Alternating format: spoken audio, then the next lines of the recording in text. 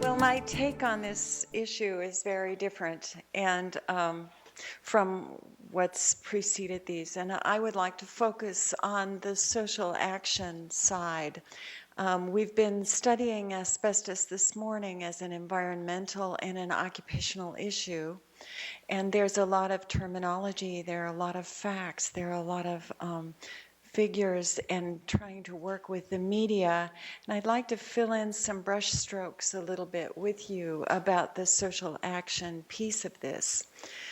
You don't have to replicate the presentations of these esteemed colleagues in order to make a difference. And I want to leave you and lead you a bit through the whole process of how to make a difference. There are many vocabulary terms that we're using. People are from different disciplines or different fields of study, and it takes a lot to interpret from one field of study to another, and that's really our challenge in doing this work. Not everybody will have to have at the tip of their tongue chrysotile and serpentine and all of these different formulas, but you do have to be able to convince people of your commitment and your absolute dedication to making your state or your province or your area respond to this huge environmental and occupational threat that will affect us and will affect our children. And how do we do that? Most conferences, most training programs, people close their notebook and walk away, and a year later they go, oh yeah, I went to that conference. This has to be different. We're a small group. We need to figure out how to interpret this information for our most local level. And that will come from a number of directions. You look around your living circumstance wherever you are, say a city. Do you know who the medical practitioners are who work with asbestos disease?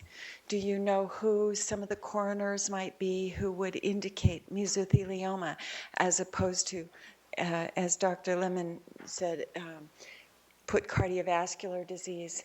Do you know some educators?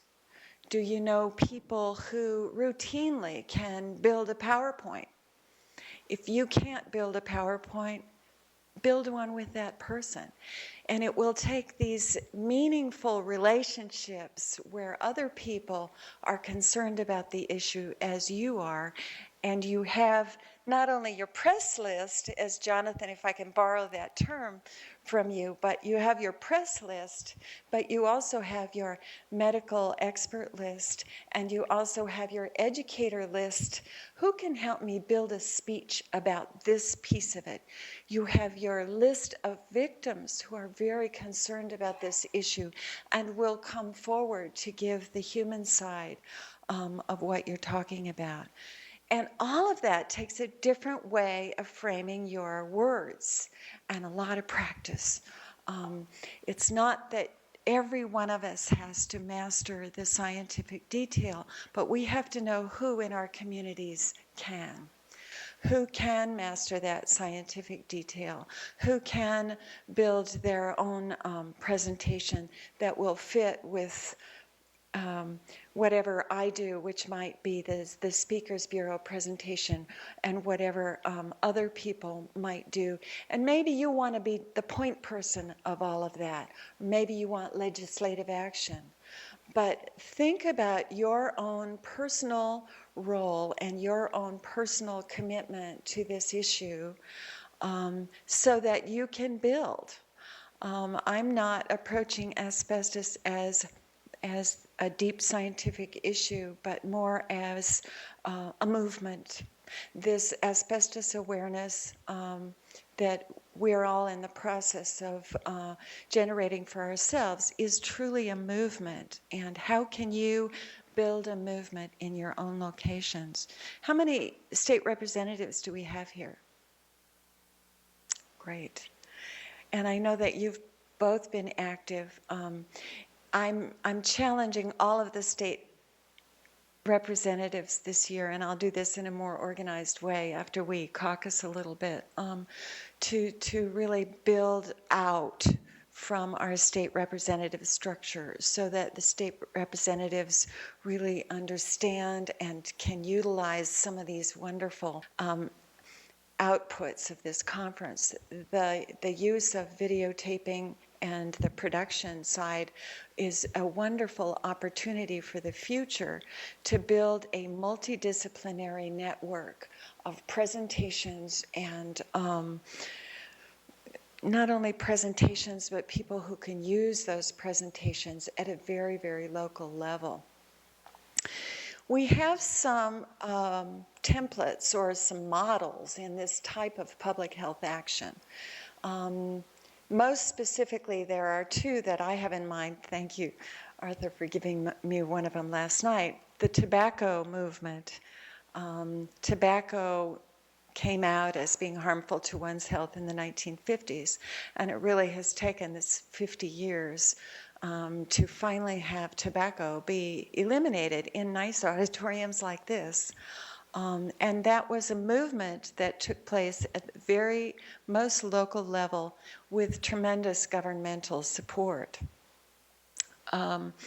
And that's in many different sectors of our communities, and it is duplicated with every generation.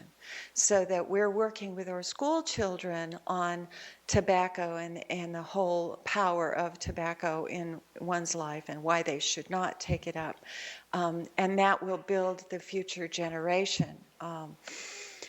There's another group that has had a very successful public health pattern, and that has not had tremendous governmental support. And that was Mothers Against Drunk Drivers. Mothers Against Drunk Drivers eliminated and produced policies that are quite stringent against drunk drivers. And they at first were seen as a little bit crazy. Gee, you know, that just doesn't seem to make sense that it's that big of a problem. And I believe that that's where we are with asbestos. There's been one policy or some regulations instituted, and we need to make sure that people understand this is the beginning of a movement. Thank you very much.